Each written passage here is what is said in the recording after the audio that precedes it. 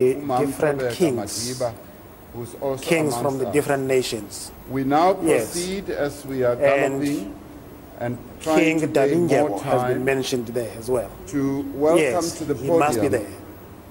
President Jakaya Kikwete, the President of Tanzania. As you all will remember, our movement had a home in Tanzania during the tough and dark days of our struggle. Tanzania is one of those countries among the frontline states that offered sanctuary to our movement and to our leaders. And President Nyerere, as we all know, was the leading African leader who championed the liberation of various countries on the continent. And countries like Tanzania and many others sacrificed a great deal, almost stopped their own development to ensure the total freedom of all other countries that were still struggling against colonial rule.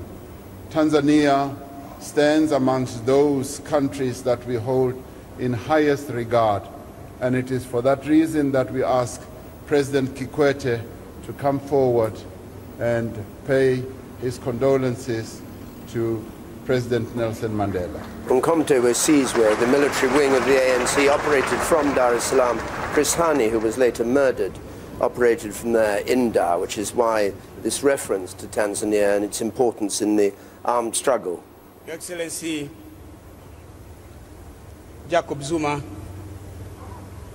President of the Republic of South Africa, Deputy President Halima Motlanthe, Mama Glassa, Michelle, Mama Winnie, members of the Madiba family, Your Majesty, King of Lesotho, Your Royal Highnesses, Excellencies, Heads of State and Government, Honorable Ministers, members of the Diplomatic Corps, and representatives of international organizations, fellow mourners, comrades, and friends. I bring with me fraternal greetings, as well as greetings of solidarity from your brothers and sisters of the United Republic of Tanzania. They've asked me to convey to you our deepest condolences to you, Mr. President, to the Madiba family, and to all the people of South Africa on the passing of His Excellency Nelson Rolihlahla Mandela, the first black president of the new South Africa and the former president of the African National Congress. The people of Tanzania would like you to know that you are not alone. They are with you during this difficult period of mourning, and they will be with you thereafter. They are saying your grief is our grief, your loss is our loss. Nelson Mandela was our leader, our hero, our icon, and our father, as much as he was yours. The people of Tanzania have lost a great friend. The people of Tanzania have lost a great comrade in arms. Comrades, President Mandela had a long association with Tanzania. It dates back to the times of the struggle for independence and liberation here in South Africa and in Tanzania. Our two sister parties, the ANC and TANU, the Tanganyika African National Union, later Chama cha Mapinduzi, enjoyed special relations with each other. We supported each other at the time of need. It was no accident, therefore, that after the ANC decided to take the struggle to the next level and form the armed wing, Umkhonto Esizwe, after peaceful means seemed to be futile, Dar es Salaam was Madiba's first port of call in January 1962.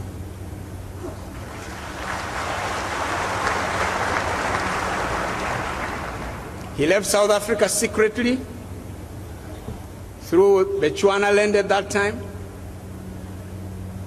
Northern Rhodesia,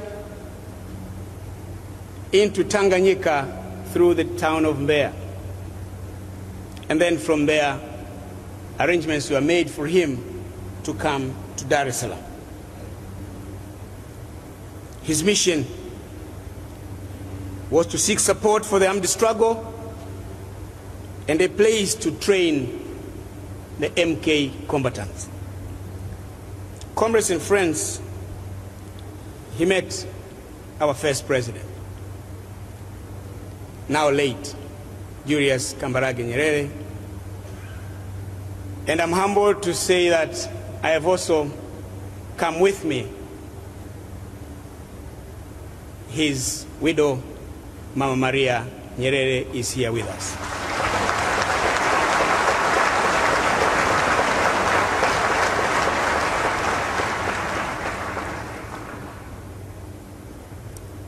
Indeed, this visit of Madiba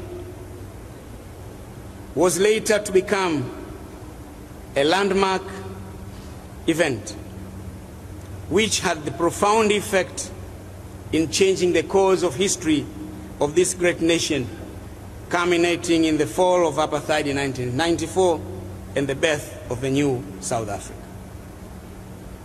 Though at first President Nyerere had some reservations or hesitations in his discussions with Madiba about when and how to initiate the armed struggle, he accepted Madiba's requests and provided members of the MK both permission to live in Tanzania and places to train.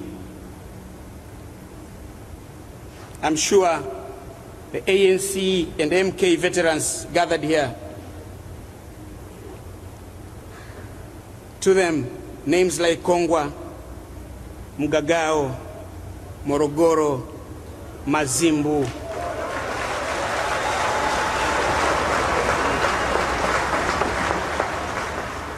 and Ndakawa sound familiar. And when we mention them, they may even rekindle the nostalgic memories of the life they lived in Tanzania, sharpening their tools and skills of defeating apartheid.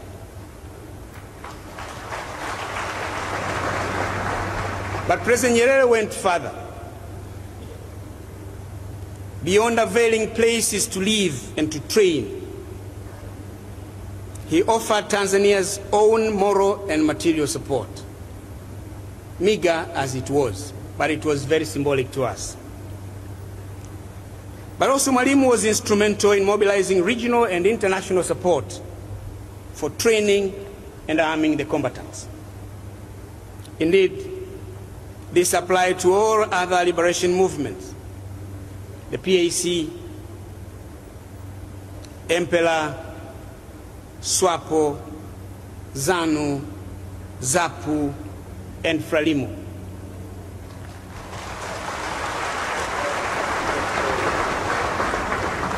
Besides that, Tanzania was generous enough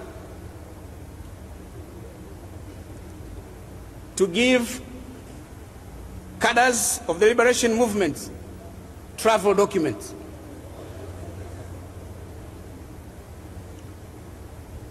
Passports and all that what is needed. And when necessary, some of them assumed Tanzanian names.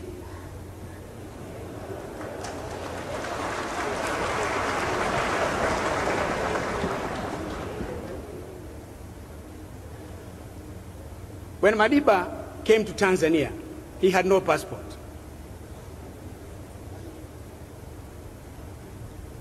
But from Tanzania, he was going to Lagos, to Accra, then Lagos, and Addis Ababa.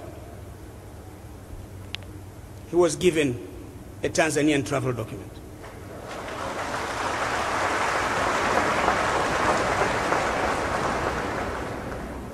It facilitated his movement.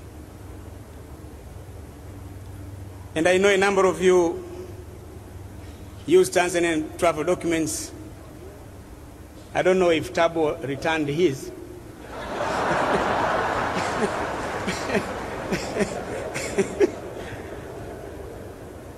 Comrades and friends, Madiba's trip to Dar es Salaam was to change the fortunes of the ANC after being banned by the apartheid regime here in South Africa. The ANC found a new home in Tanzania, from where it operated, organized, spearheaded, and prosecuted the struggle. From Tanzania, the ANC was able to reach its cadres and other members who remained and operated from inside South Africa through discreet means of communication. From Tanzania, the ANC was able to have messages reach the broad masses of the people of South Africa through publications, Sechaba, and dedicated radio broadcast. Radio freedom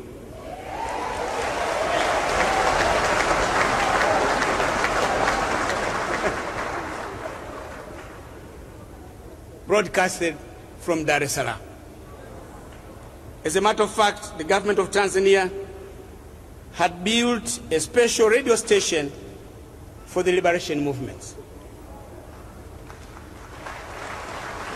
The ANC was able to get back the voice that was denied to them by the apartheid regime.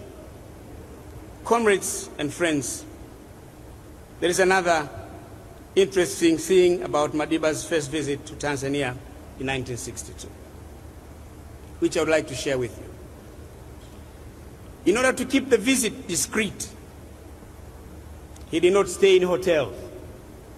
He stayed at a home of TANU's treasurer, who was then the Minister for Commerce and Industries, Mr. Santarabi Zephaniah Seroswai, who is now late.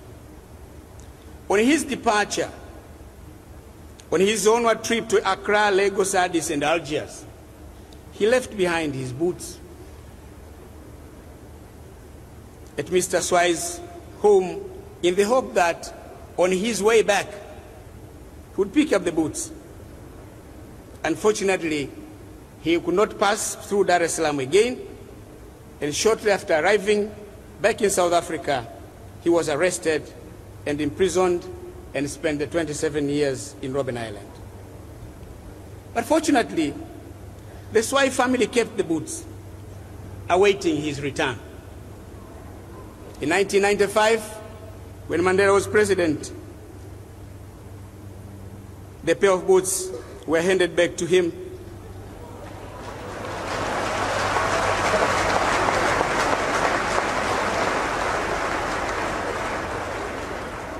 By Mrs. Vicky Siloswai, the widow of the late Siloswai, who died in 1994, shortly before Madiba became president. I have brought Mama Vicky Siloswai with me to bid farewell to their special guests and friends.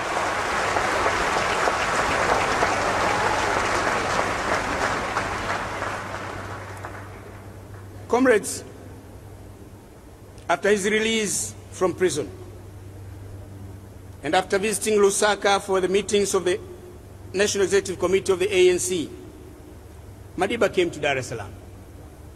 It was not again by accident. He was met by the largest crowd Tanzania has ever seen receiving a foreign dignitary. And that record has never been broken. But mind you, it rained heavily that day. As chiefs, when a chiefs come, it always rains. That's the belief in our part of the world. But people never left their positions. They thronged the airport, lined the streets of Dar es Salaam, braving the rain to see their hero, their icon, their leader, Nelson Rolihlahla Mandela. Indeed, Mandela's charisma is unmatched in modern times.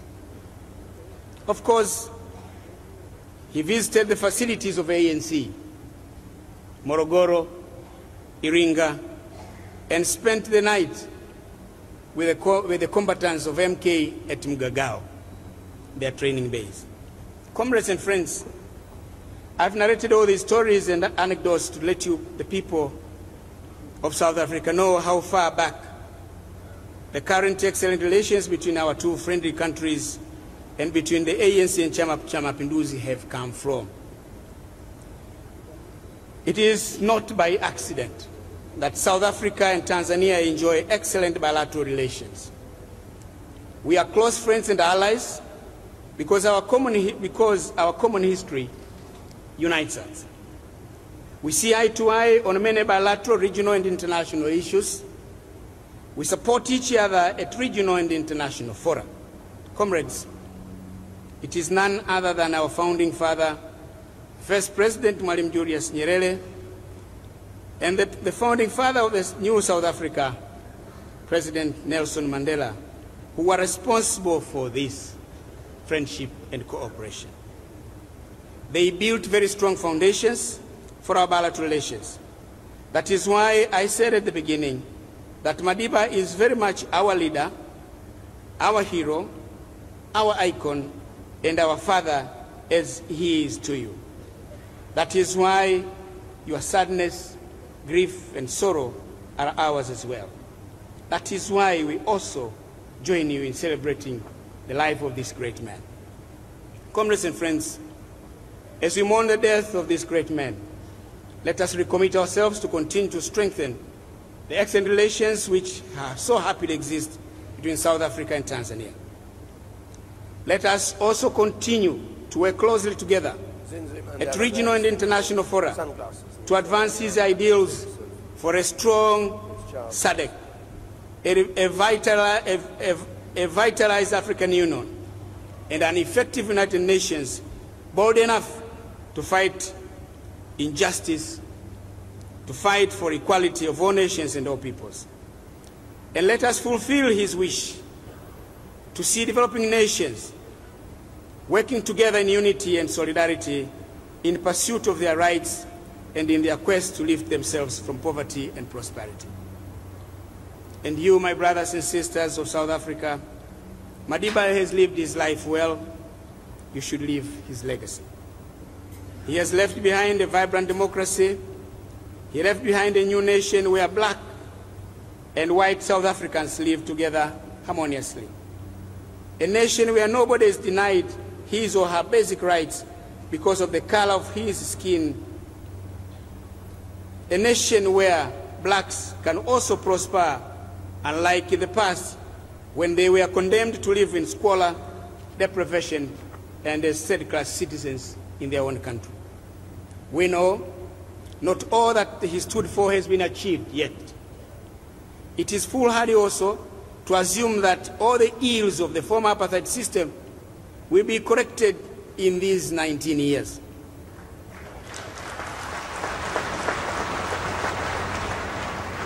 Nonetheless, a lot has been achieved, although much more has to be done. The ANC government is doing it.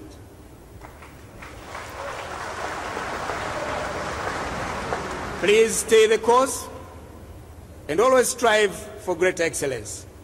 Remain united as a people and remain united as a nation. This way, you will honor this great statesman, this great son of this soil, in a manner that he would be pleased if he were alive. This is the best way to live his legacy. We will always hold you in our prayers. You are not alone. Hambakale Tata Mandela. Jakaya Kikwete, President of Tanzania, speaking and relishing, describing the role that Tanzania played in supporting the armed struggle, not just in South Africa, but in other parts of Africa, in Zimbabwe and Mozambique among them. And talking about things that were extremely deeply secret Kikwete, and dangerous things to know only 20 or 30 years ago, and describing the mosquito boots that Nelson Mandela left behind in Dar, and which were returned only after he left prison over 27 years later.